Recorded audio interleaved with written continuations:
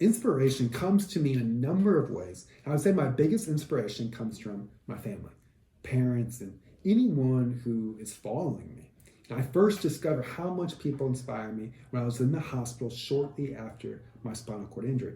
My dad and sister set up a Caring Bridge page where it's basically an online blog to update family and friends and community about my health and progress.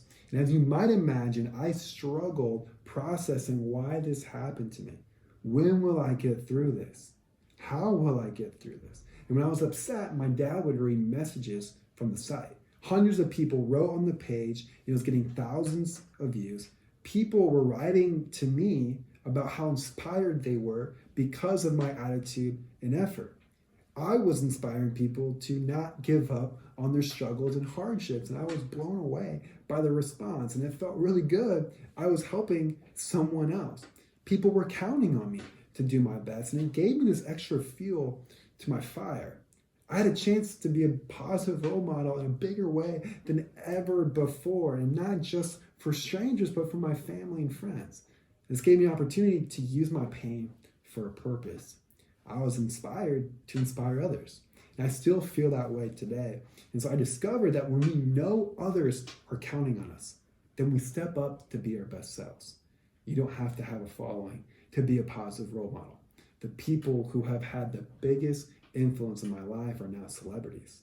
They're the people closest to me, like my parents, my grandma Connie, friends, or my wife Emily. So your kids, family, friends, colleagues, they're all counting on you. So the next time you notice that you're just going through the motions, ask yourself, who needs me to keep going so that they can keep going too? Who needs me to be positive so that they can follow in my example? Now, I've been on the receiving end of this too, because my parents were my rocks through the hospital. When I was at my lowest point, they were so determined, positive, and encouraging, and I fed off their example.